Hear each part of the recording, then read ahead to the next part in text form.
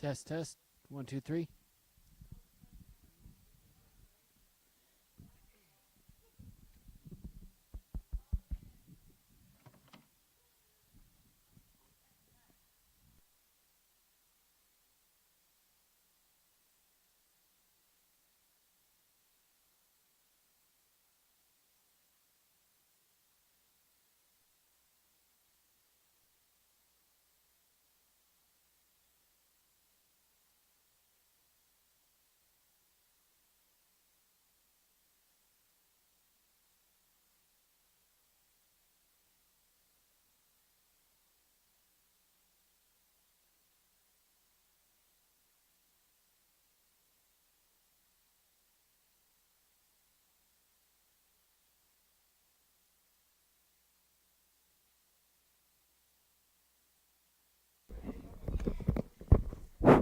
Test, test. I'll show you here. Here. Go ahead and get that on and set for you. If I could just remember which way I put this on. Is this left? Right?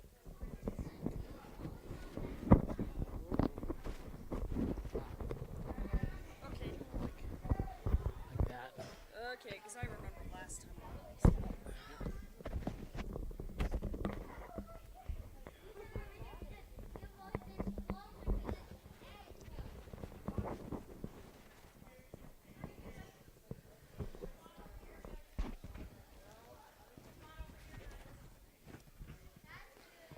There we go. Yeah, that's...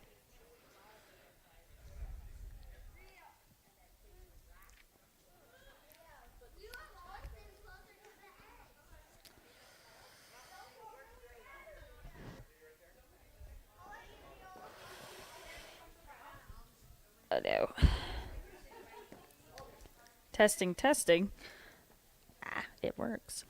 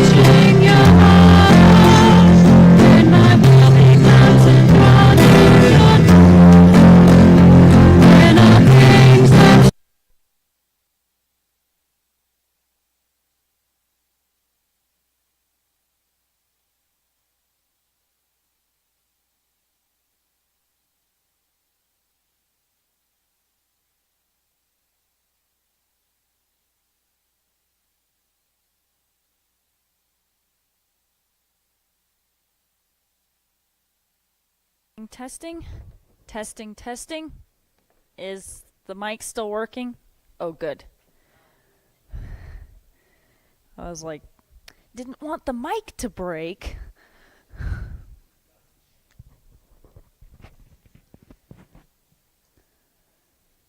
Testing, testing. Okay. My sound system just needs to adjust the volume.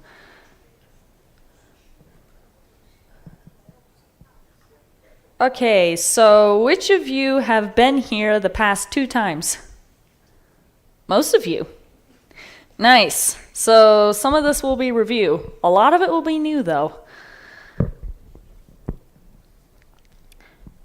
Okay, are we good? All right. So, fossils. Are they the proof of evolution they're made out to be? So, I'm Ellie Husband from Alpha Omega Institute, and I will be telling you that are fossils proof of evolution? We'll see.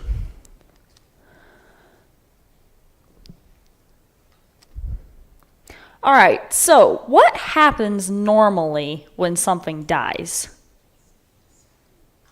Well, it decays, it disappears pretty quickly, and then eventually it just totally disappears.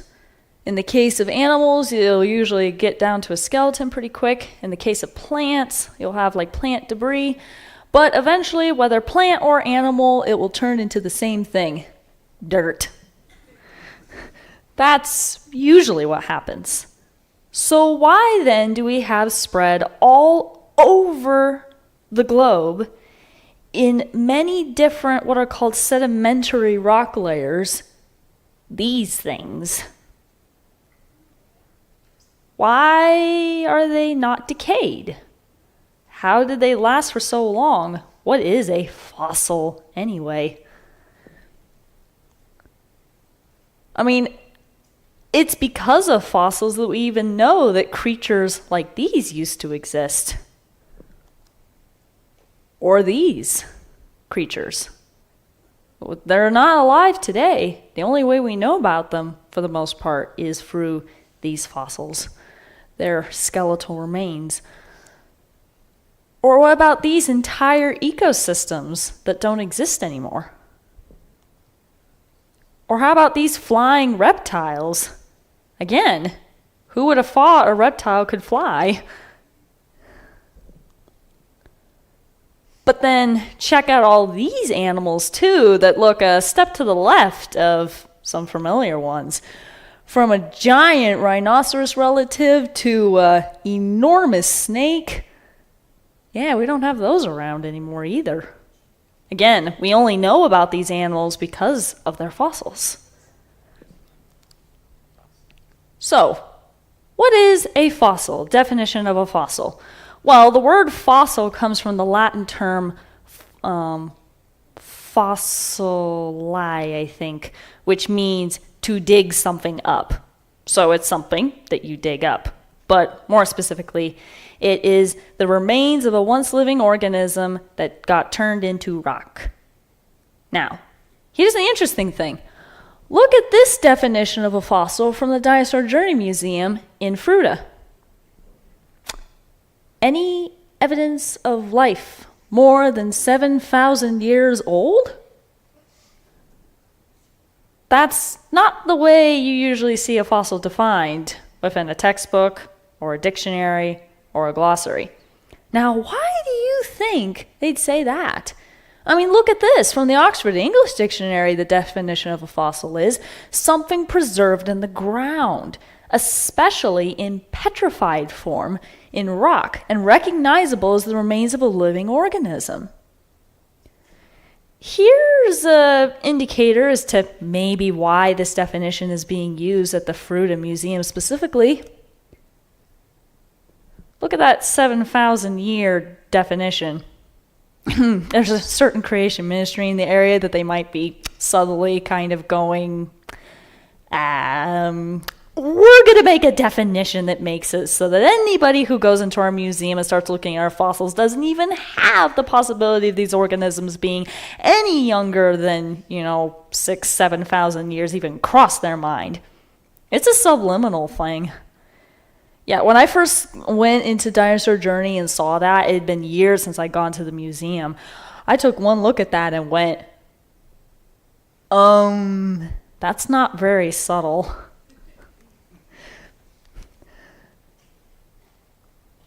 There we go.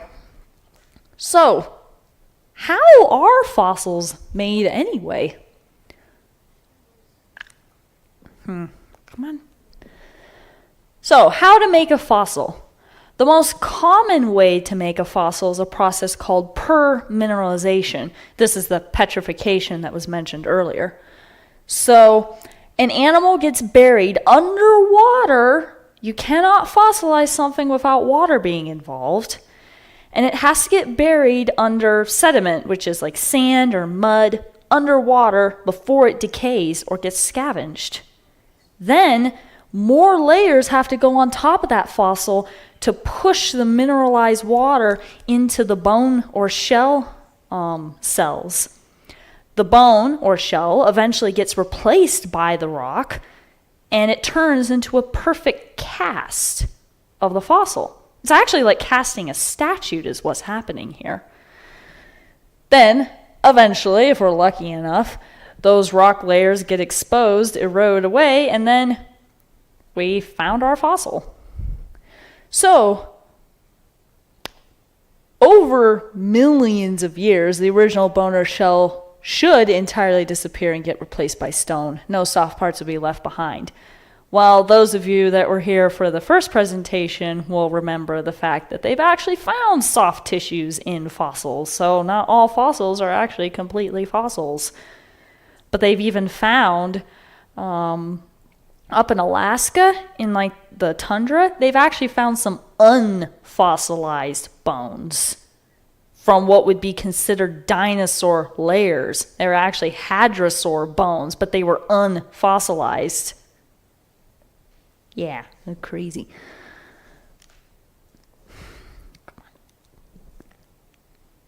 So, now let's talk about evolution versus creation, because after all, anytime you start looking at fossils, you're going to run into this sooner or later.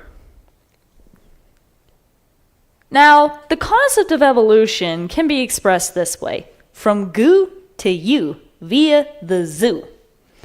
Through a process of, what was supposed to be a single-celled organism, progressing from single-celled organism to more complicated organism to invertebrate to amphibian to reptile to reptile, and then kind of mammal this way, bird that way. Now, what is the proof they use for this? Well, a lot of that proof is, in fact, the fossils that I just discussed. So, there's actually three major components to the theory of evolution. Because what I just described to you was actually more biological evolution. That didn't even count the chemical evolution, how life supposedly came from non-life in a primordial soup so many billions of years ago, or how our stars, galaxies, and planets even formed. You may have heard of the Big Bang and all that. That's stellar evolution. So I'll be covering more about both chemical evolution and stellar evolution in future presentations, but for tonight I'm going to be focusing on biological evolution.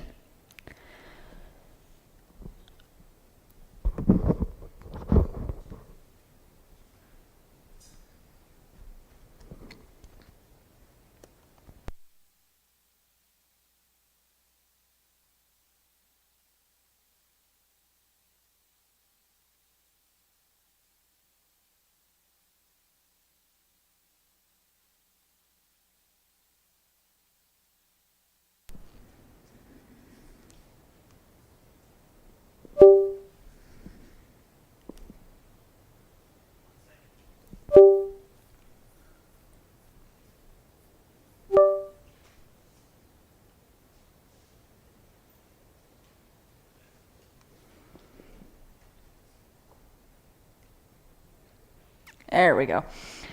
So, with the process of biological evolution, they state it basically how I described, except that the stage here is over millions upon millions of years, such an incomprehensibly long time period that the details of this process get pushed off into the incomprehensibly distant past.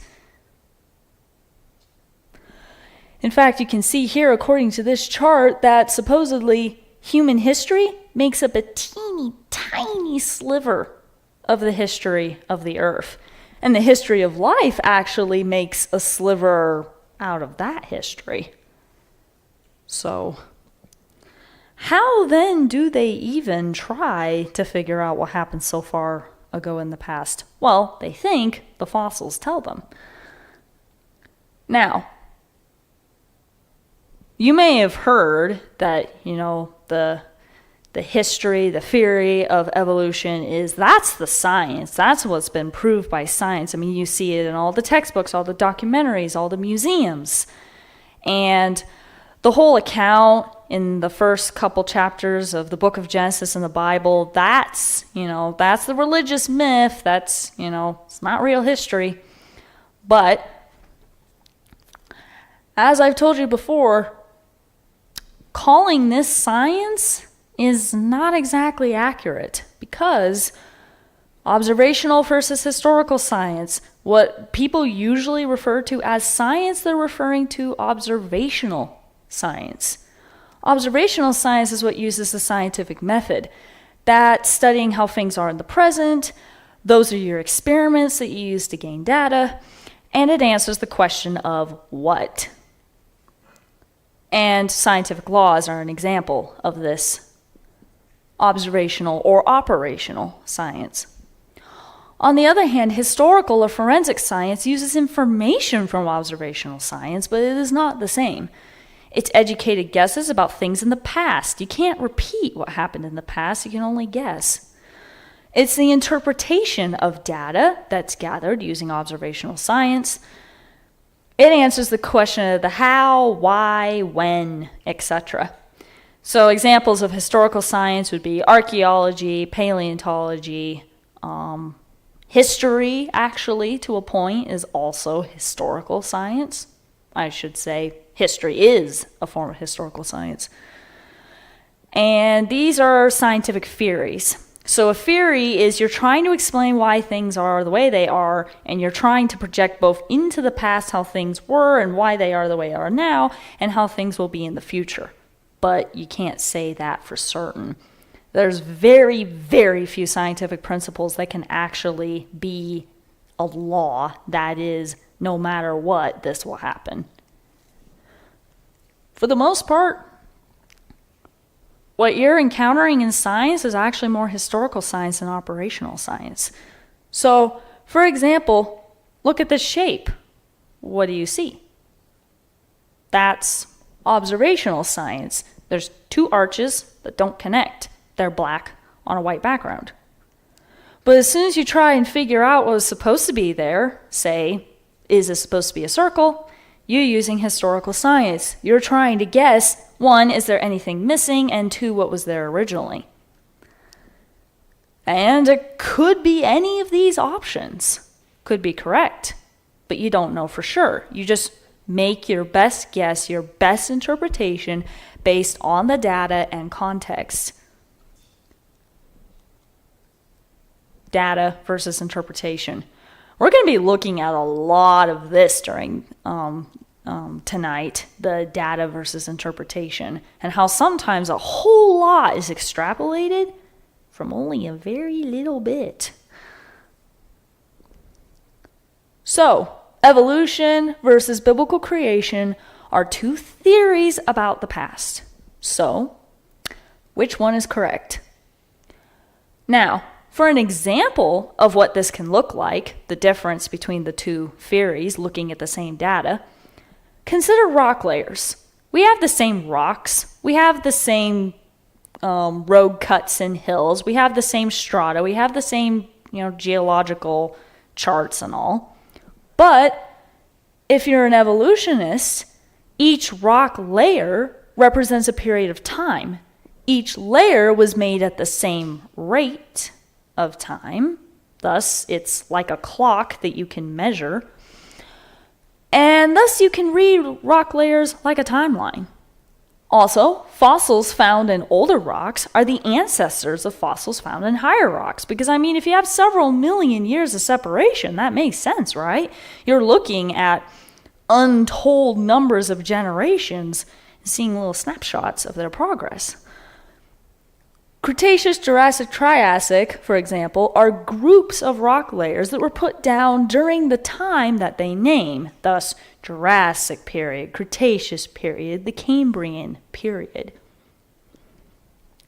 On the other hand, if a creation geologist were to look at these rock layers, they would say that most rock layers were put down during one event that lasted for 1 year, Noah's global flood.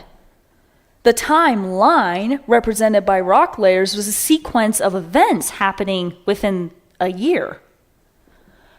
Different layers represent different sequences and/or ecosystems. Fossils in lower rocks were just buried first. Fossils in higher rocks were buried later. Cretaceous, Jurassic, and Triassic are not periods of times, but simply convenient labels for rock layers. In fact, those names were originally given to the rock layers by a Christian creationist geologist. He was just coming up with labels to identify them. Now, they've been co-opted, obviously, but they originally were not names for times. They were just names of rock layers. So, the facts are the same, but the interpretations are definitely not. So with this in mind, let's take a look more at the fossils. So both for ideas about the past, so which interprets the data best? That's what we'll spend the rest of this evening figuring out. So first, for those of you who are here the first time, you may have remembered how I talked about radiometric dating and how it's kind of inconsistent and whatnot. Well, here's a fun little video giving some more information on this topic. Nearly every textbook and science magazine teaches that the Earth is billions of years old, and the primary dating method used for determining this is what is called radioisotope dating, or radiometric dating. Now, this is a reliable method for measuring absolute ages of rocks and the age of the Earth, right? First off, many scientists now regard the age of the Earth to be between 4.55 and 4.6 billion years old. Okay, so if this method is reliable and accurate, why the 50 million year discrepancy? That seems like a lot. But let's get into some details here and see what's going on. Keep in mind that there's all kinds of scientific jargon on this topic, and so we'll just present a very straightforward, simplified version of the process. Radiometric dating is the process of estimating the ages of rocks based on the decay of radioactive elements in them. Basically, there are certain kinds of atoms in nature that are unstable and spontaneously decay into other kinds of atoms. For instance, uranium will radioactively decay through a series of steps until it becomes the stable element called lead. The original element is called the parent element, and the end result is called the daughter element. Radioisotope dating is commonly used to date igneous rocks, rocks which formed when hot molten material cooled and solidified. The dating clock started when the rock cooled. During the molten state, it is assumed that the intense heat forced any gaseous daughter elements to escape. It is assumed that once the rock cooled, no more atoms escaped, and any daughter element now found in the rock is a result of radioactive decay since that rock formed. The decay rate is measured in terms of half-life. That is, the length of time it takes half of the remaining atoms of a radioactive parent element to decay. Now, of course, that can be measured in a laboratory, and it is assumed that since we know the decay rate, we can calculate backwards and come up with the age of the rock. But is that all there is to it? Here's where it gets tricky. It's true we can measure a decay rate using observational science, but there's another kind of science that is required to accurately calculate dates for rocks, and that is what we call historical science. Historical science deals with the things in the past, and therefore it cannot be repeated and tested. Dating methods require both types of science, because in order to get accurate rock dates, one would have to accurately know both the decay rate and the initial conditions of the rock sample, right? Since radioisotope dating uses both types of science, we can't directly measure the ages of rocks. There are assumptions involved. For instance, how do we know what the initial conditions were in the rock sample? How do we know the amounts of parent or daughter elements now in that sample haven't been altered by other processes in the past? How does someone know the decay rate has remained constant since the rock formed? The answer is they don't.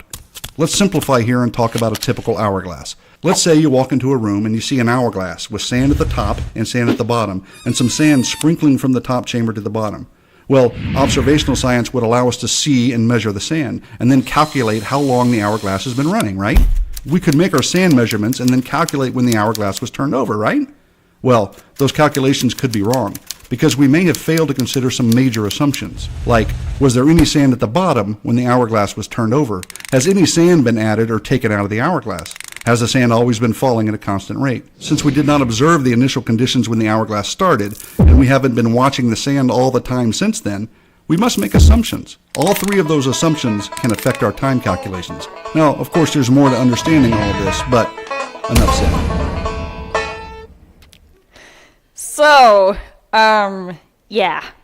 Those ages that you hear, oh, this fossil's so many millions of years and that fossil's so many millions of years, take them with a giant cupful of salt.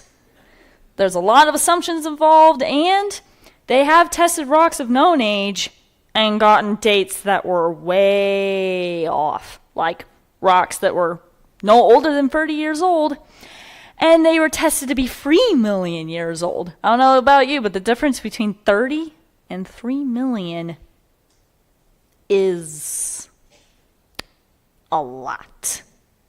Just saying. So, if the evolutionary interpretation of these rock layers is looking to be a little shaky, well, how then are they explained from a biblical perspective? I'll get more details about this in next month's class on the geology of the flood, but basically, what the Bible records is that if we look at it from a biblical perspective, fossils had to be made in water. We have fossils all over the planet. We have marine organisms on the top of Mount Everest. How is that explained unless, one, we have water, but then we have animals being caught right in the middle of doing things like fish eating his lunch or dinosaurs in the middle of a fight? Global flood seems to be a much better answer to resolve all of these interesting issues. Now, the basic idea as to how the flood would have been initiated and even caused such catastrophic conditions is that our what we call like continental plates, which make up these faults, causes like earthquakes and tsunamis and volcanoes and the like, are not always the case. The earth was not created with those plates initially. We have them today, and they sure do cause a lot of problems, but they were not there when God originally created the world. Interestingly enough, both creation scientists and evolutionary scientists both believe that the Earth's landmass started out as one supercontinent. Then, over time, through a process called continental drift, they moved into their present-day positions. Now we got, like our 7 continents. The interesting part is the timeline. In the evolutionary timeline, this happens very, very slowly, over hundreds of millions of years. But in the creation timeline, we went from Rodinia to today's continents in less than a year. That's not continental drift, that's continental speeding. And that's why that version of plate tectonics within creation geology is called catastrophic plate tectonic theory. Yeah, the volcanism would have been unbelievable. I mean, just imagine smashing the earth open like cracking an egg and all this pressure from the inside just getting released at once. Again, I'll go into more details next month, but it is just unbelievable. The flood was certainly not a water rising in the bathtub type of event. And that kind of catastrophe would have killed everything that wasn't on the ark. And as animals and plants got caught in the muddy floodwaters, they would have drowned, been buried rapidly, and in fact some fossils, like this Stegosaurus illustrated, actually go through multiple layers of rock. How's that for not working with those layers representing millions of years each? They're called polystratic fossils, and they're a real problem for evolution, that is. And remember what I said earlier about how the alternate explanation is that it's not the older fossils or the ancestors of the fossils above, but it was just simply lower fossils got buried first, higher fossils got buried later. This is an illustration of how that could have happened. In fact, many creation geologists now believe that the lower layers were more like the marine coastline, reef-type layers. Then as you get higher up, you got into swampland, forest land, and then finally the highest altitude ecosystems. Now you have some animals that get a bit mixed up in between them, but for the most part this seems to hold true. Also, that kind of erosion just doesn't happen today. Those kinds of canyons, yep. So, here's an interesting quote, actually, from Darwin himself about this, about fossils. He said that in The Origin of Species, geology assuredly does not reveal any such finely graduated organic chains. In other words, all those little links that you would need to get from, say, a frog to a dinosaur. And this perhaps is the most obvious and gravest objection which can be urged against my theory. The explanation lies, as I believe, in the extreme imperfection of the geological record. Now, what he meant by that is that, scientists in my day haven't dug up very many fossils yet. In the future, they'll have enough fossils to be able to put them all together and have a nice sequence. Has that happened? Well, over 150 years later, we've got our answer. Put simply, no, but I'll show you more reasons why. So, first off, do we have a complete fossil record now? A fossil record is the name for all the fossils from the various layers and how we kind of put them together. The fossil record is held in all the world's major museums, government organizations, universities, and private collections, now tallies close to 1 billion fossil specimens. Now, out of that billion, 95% of all fossils are marine organisms. That right there gives you an indication of the fact that major cause of making a fossil is water, animals that live in water. It sort of makes sense. Now, 95% of the remaining 5% are algae and plants. 95% of the remaining 0.25% are invertebrates like insects. The remaining 0.0125% are vertebrates, mostly boned fish. Out of that minuscule percentage, most land animals consist of less than one bone. And yet, despite that, do you know how far of a record we have of land animals? So this is a chart from a book called Evolution: The Grand Experiment. So, number of living orders of terrestrial vertebrates, that's like the highest classifications. So like frogs, cats, all that, except I think it's technically higher than that. Anyway, out of 40 free living orders, 97.7 of them have been found in fossilized form. I don't think we have an incomplete record here. So, what then does that record tell us? Oh yeah, living families, 329 percentage fossilized. Now this one is only 79%, but that's because families were breaking down to more like cats or dogs or horses, etc. Orders was more like birds or frogs or fish or mammals. Now, the evolutionary predictions for what you should find in this very complete fossil record. Constant change, lots of links, and lowest life simple. The predictions from creation, or the biblical model on the other hand, complexity everywhere. Nothing is simple. Stasis, or no change, or very little, and distinct kinds. No animal being in between another completely different type of animal, like a, half cat, half dog kind of thing. So, if we look all the way down in the lowest strata, the Cambrian in this case, let's take a look at a very well-known representative, the trilobite. Now, you've seen these guys a lot. They're pretty neat. They don't live they've gone extinct. We don't have any living representatives, but we do have a lot of them preserved as fossils, partly because they had very hard exoskeletons. Now, here's the amazing thing. At first glance, they look pretty simple, right? I mean, yeah, they're at the very bottom. They were some of the first, multicellular life. But if you look at their eye, that's a trilobite eye. Hundreds of lenses, all to focus on a single point. I don't know about you, but why go to all that effort if you just need a light spot? No more complicated than that.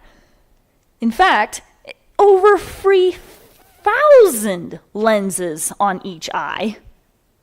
That's giving some of our modern day insects a run for their money.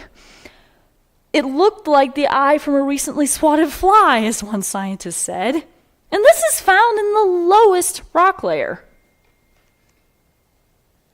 And also, wait. Insects are all the way up there in what's called the Pennsylvanian layer, right underneath the Permian. But you're telling me something like fly eye showed up all the way in the Cambrian? Why did insects take so long to evolve? There might be something a little wrong here. Also, look at this. This is from the Denver Museum of Natural History. 545 million evolutionary years ago, there was an explosion of life. All basic body plans of all animals just showed up at once in the same layer. Every body plan, whether it's 4-limbed or 6-limbed or 8-limbed or many-limbed, no-limbed, fins, no fins, legs, whatever body plan, they had it. In fact, they actually evolutionary scientists call this the Cambrian explosion, because a whole bunch of life in all its diverse forms just shows up. No ancestors that they can find.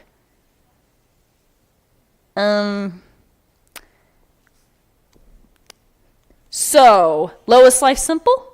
I don't think so. On the other hand, complexity everywhere? I'd sure say so, even with supposedly the oldest, simplest creatures. Now, let's take a look at the distinct kinds for a second. So let's talk a little bit more about those. So, in Genesis 1:24-25, God said, "Let the earth bring forth living creatures according to their kinds, livestock and creeping things and beasts of the earth according to their kinds." And it was so. God made the beasts of the earth according to their kinds, livestock according to kinds, every creature according to his kind.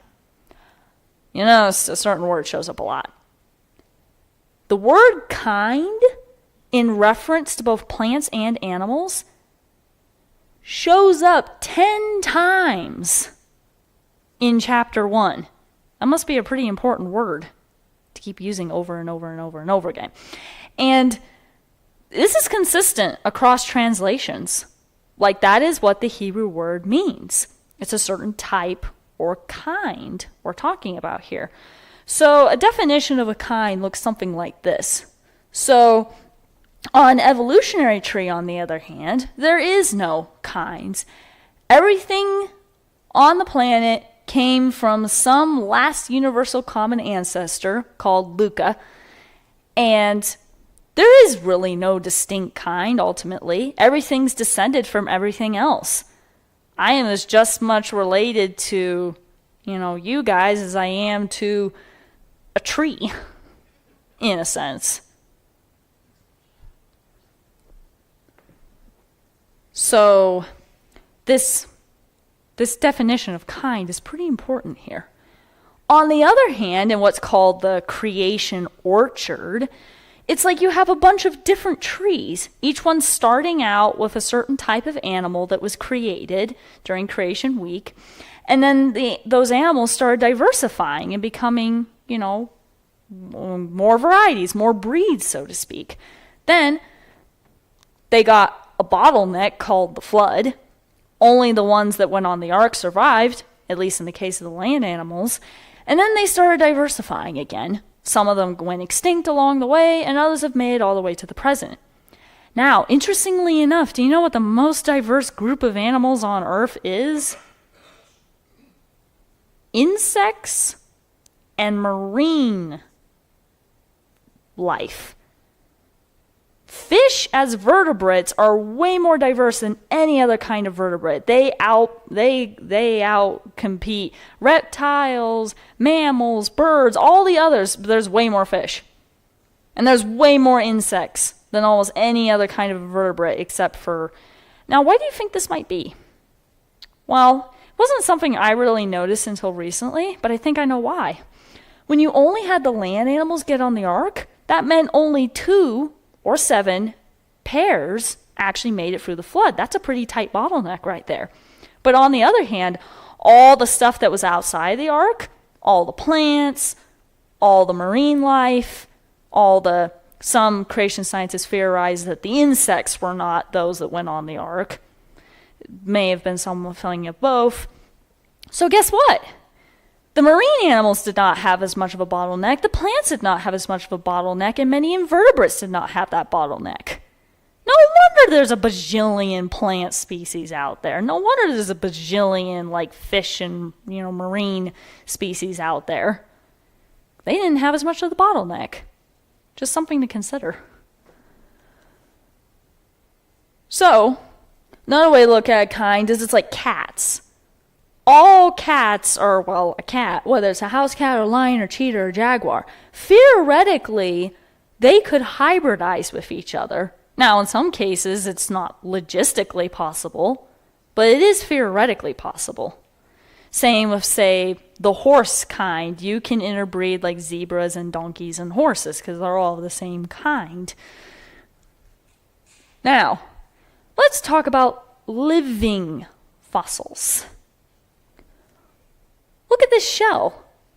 Modern version on the top, fossil version down at the bottom. That's not very much change over 5 million years. What about the sassafras leaf? Modern, fossil, bottom. It's identical. What does that look like? What does that look like? Look! The veining hasn't changed, the angle of the wings hasn't changed, the shape of the wings hasn't changed. Dragonflies have always been dragonflies. Now, that particular dragonfly may have had a 3-foot wingspan, but it was still a dragonfly. Yep, 3-foot wings. They have found some fossil dragonflies with 3-foot wingspans. Imagine the insects they were catching.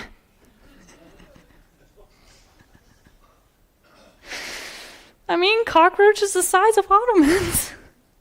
Like cushions. They found a spider supposedly 110 million years old, but it has reflective eyes. Like today's spiders. Insects have always been insects. I mean, look at these guys. They look like you just squished them.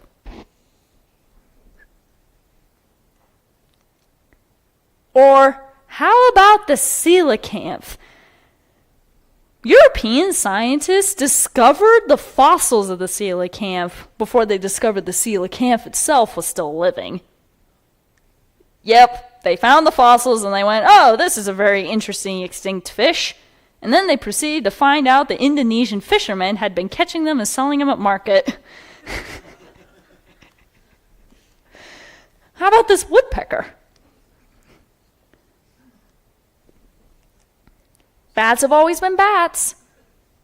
There's no mouse to bat evolution that can be found. 1,400 fossil bats have been found, but not one intermediate, not one in between, not one mouse type creature turning into bat creature. It's either it's a bat or it's a mouse. No in between. As one scientist said, there are no known intermediate stages or links between bats and insectivores. Insectivore means an animal that eats insects. Hummingbirds have always been hummingbirds. The amazing thing about this fossil is that it's essentially a modern hummingbird. My mind is a little blown. Where the whole hovering tribe came from remains up in the air, as one reviewer said. How about this fossil lizard in amber? No change. So, what do we have? Stasis. We don't have those in-between links.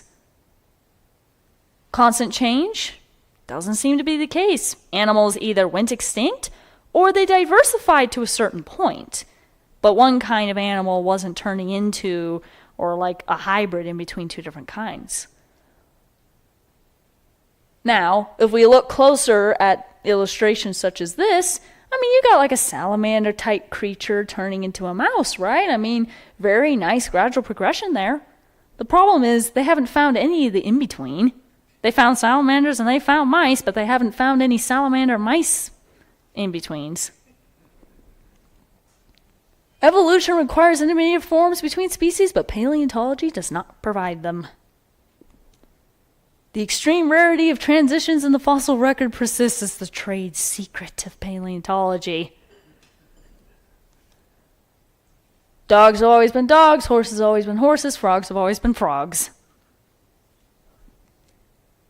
120 years of paleontological research later, it has become abundantly clear that the fossil record will not confirm Darwin's predictions. Nor is the problem a miserably poor record. It simply shows that it's wrong. But wait, you might say, what about all the pictures? What about all the pictures of, these transitional forms that they found? Well, artists are artists. They have to do a lot of interpretation when you're just dealing with a pile of bones. I mean, how do you know that? What's the evidence? You can't go back in time. You're just making your best guess. And when you got a bone, that doesn't tell you the behavior of the animal. There's a lot about the shape of the animal that's lost. Doesn't tell you the color. A lot of things. For example, Archaeopteryx.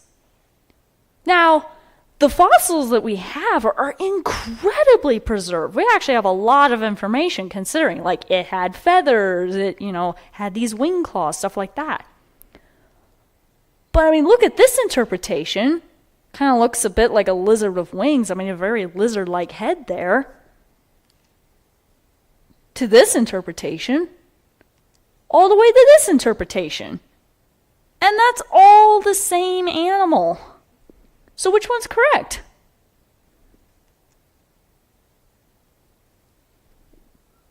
You don't know. But can you tell the bias?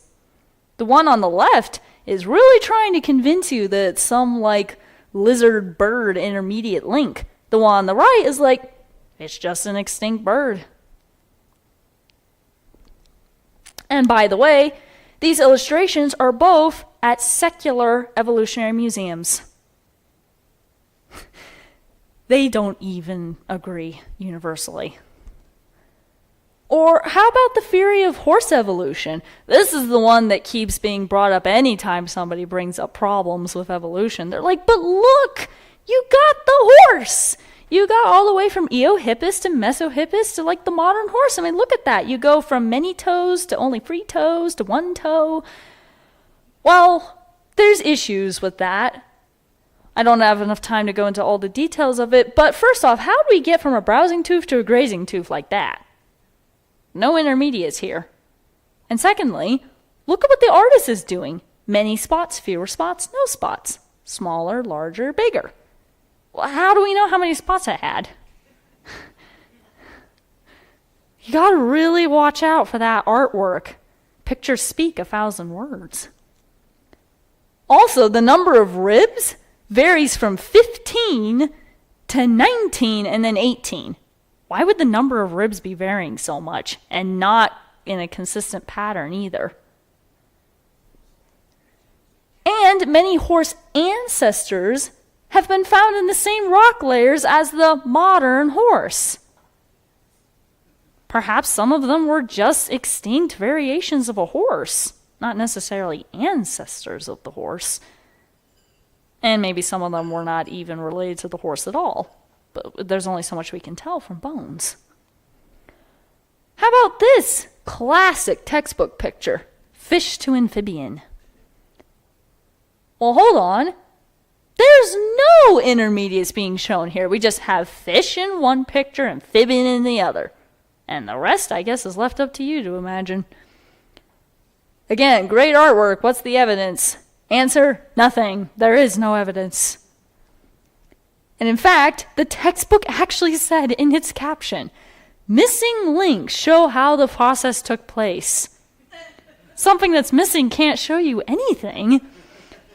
And I'm not just being pedantic here. Evolutionists use the term missing links all the time.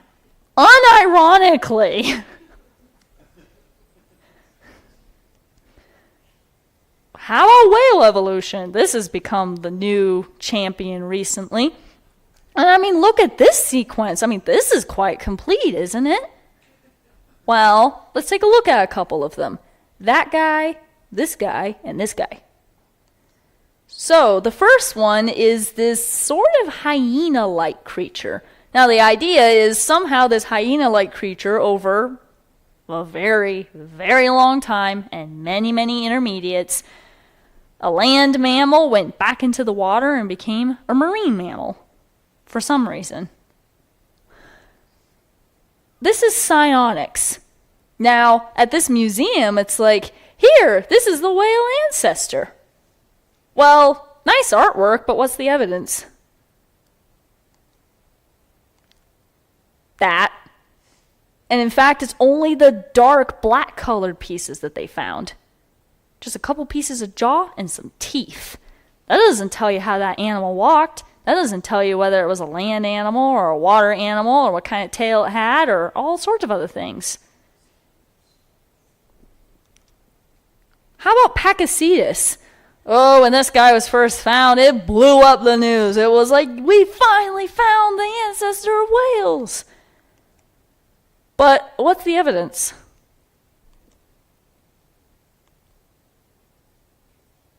Again, notice the two illustrations are not entirely the same, even though they came out of the same publication. One's the cover, one's the article. But then look at the skull. Only the black parts are what they found. Couple of teeth, piece of the jaw, piece of the back of the head. That doesn't tell you how it walked. That doesn't tell you its tail. That doesn't tell you anything.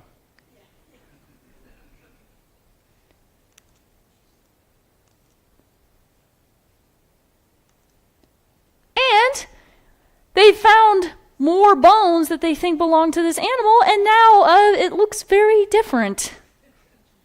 I think I may smell a bit of a rat here. Which one's correct?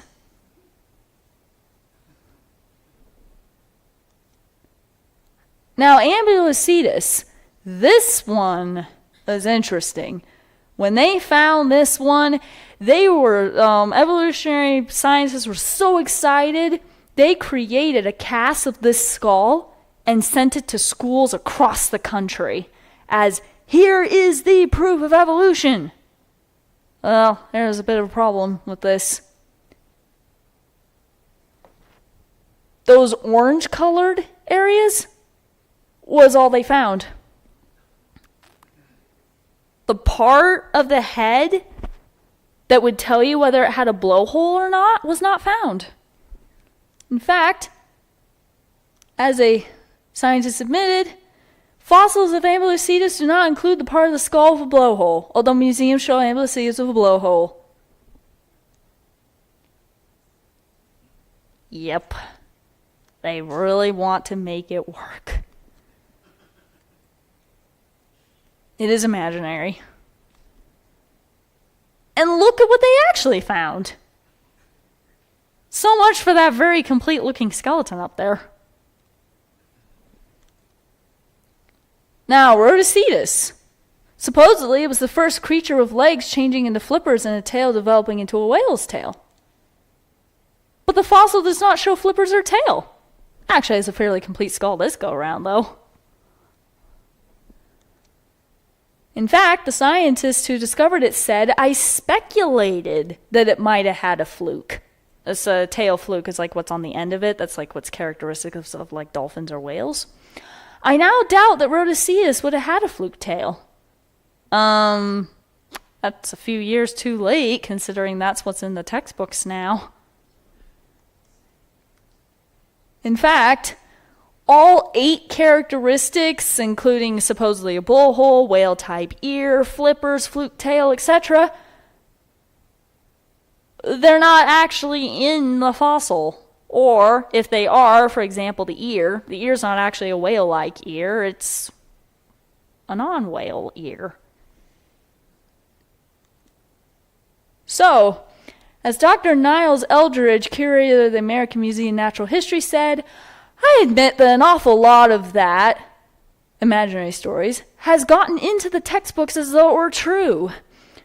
For instance, the most famous example still on exhibit is the exhibit on horse evolution, perhaps 50 years ago. The people who propose these kinds of stories may be aware of the speculative nature, but by the time it filters down the textbooks, we've got science's truth, and we've got a problem." At least he's honest.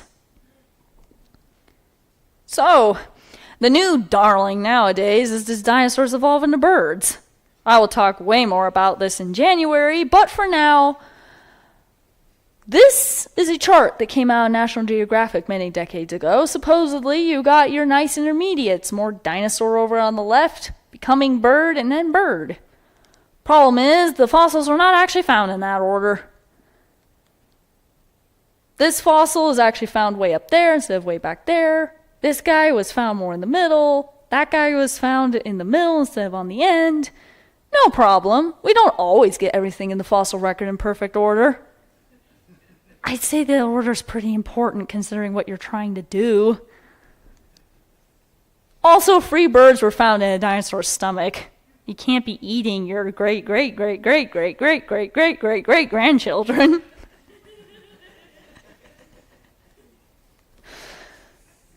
Now, what about ape-to-man evolution?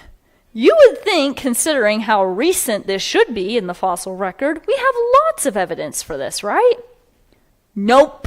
The majority of all the supposed, human ancestors, bits of teeth and jaw. That's it. In this case, it was only a skull cap. Or this guy, Ramapithecus. This was like in Grand Junction textbooks back in the 1980s. How much did they have for that guy? 2 pieces of jaw. Or how about oh so famous Lucy? I'd say that's a decently complete skeleton considering. But how can they reconstruct her face like that if they don't have a face? How can they say that she could be in a bipedal posture if they have no hands, no complete hips, and no feet? That's a whole lot of information. You're just filling in the blank. It's just not there. In fact, a French science journal says that apes of the species Australopithecus, that's where Lucy is, do not represent the origin of man. They should be removed from the family tree. This is an evolutionary journal, by the way. Or how about this skull that supposedly was an ancestor of man, an afarensis? First, they used parts of several individuals. The section at the back of the skull contained 107 separate pieces. How would you like to try and put together that puzzle without making any errors? Especially when you don't have the box top. How about this toe bone proved the creature walked on 2 legs? A toe bone. That is actually all they found. In fact, a scientist who is like an expert on human evolution was actually dubious about categorizing this toe bone with, the rest of the fossils because it was separated in time by several thousand years, so it was like buried deeper or later, and found 10 miles away. from the rest of, I guess, the skeleton that's supposed to be associated with. As Dr. David Philbein said, perhaps generations of students of human evolution, including myself, have been flailing about in the dark, that our database is too sparse, too slippery for it to be able to mold our theories. Rather, the theories are more statements about us and ideology than about the past. Paleoanthropology reveals more about how humans view themselves than it does about how humans came about. But that is heresy. He wrote this in American Scientist, though. So he was brave enough to say that in a journal that nobody outside that field would really read. But yeah, no. You can't say that, oh, you're just trying to put this stuff together because you got an idea you're trying to make work. For after all, that is heresy. But wait, heresy is not something you talk about when it comes to scientific theories. Heresy is associated with religions, ideologies. Hold on, what's going on here? So at this point, constant change? No. Lowest life simple? No. Loss of links? No. On the other hand, complexity everywhere? Yes. Stasis or no change? Yes. Distinct kinds? Definitely yes. So, which interprets the data best when it comes to the fossil record? The struggle is over interpretation, not facts. We have the same fossils, but the way we view them is very different. So, why does this matter? If you can't trust the Bible from the first verse, why should you trust the rest of what it has to say? If you can't trust what it says in the beginning, that God created the heavens and the earth in 6 literal days by the word of his power, why should you then believe what it says about the fall, the flood, Babel, the Exodus, Jesus coming, death, resurrection, the whole gospel, out the window? If I told you earthly things and you do not believe, science would be considered earthly things. How would you believe if I tell you heavenly things? Now, many people think creation is just a religious myth. Evolution is science. Well, both are historical science. Both can be used to interpret data, but both also require faith. What do I mean by this? Evolution requires faith too. Evolution requires faith in time, chance, and natural processes. Now, we talked a lot about time tonight, and we talked somewhat about natural processes. We'll get more into the chance and natural processes in a future presentation when we talk about chemical evolution and stellar evolution. Turns out evolution is not science. I mean, yes, it's arguably the theory of evolution is historical science, but it kind of doesn't fit well in there either, considering how much it contradicts observational science. It is a philosophy, worldview, idea, belief system posing as science. It is, in fact, a pillar of what's called the naturalistic worldview. And what is this naturalistic worldview? Well, naturalism is the idea, the philosophy, that everything in the universe can be explained by only natural processes without a God. No supernaturalism here. As one of the staff members at AOI likes to put it, it's all just Legos and forces. Matter and energy. Space and time. Even if all the data points to an intelligent designer, one scientist said, such a hypothesis is excluded from science because it is not naturalistic. Number one reason college students give for not responding to the gospel is evolution.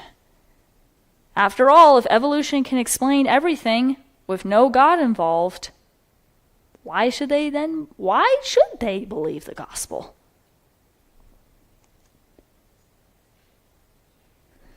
As I talked about last time, as said in 2 Peter 3:4-7, in the last days, mockers will come with their mocking, following after their own lusts, saying, where is the promise of his coming?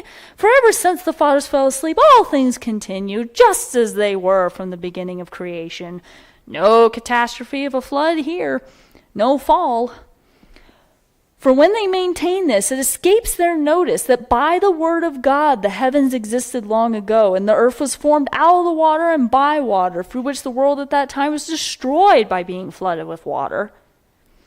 But by his word the present heavens and earth are being reserved for fire, kept for the day of judgment and destruction of ungodly people.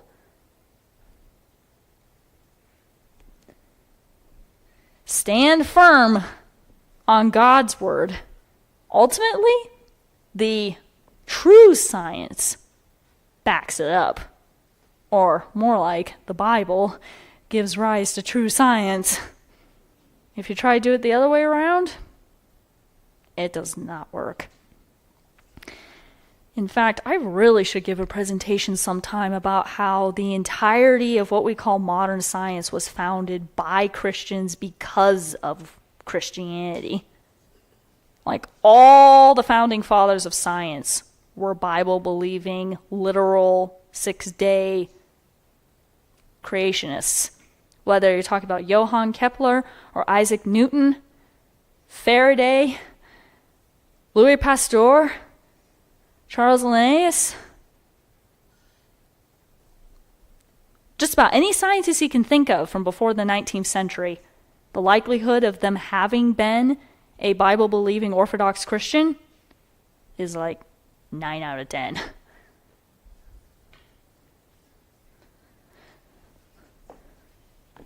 All right.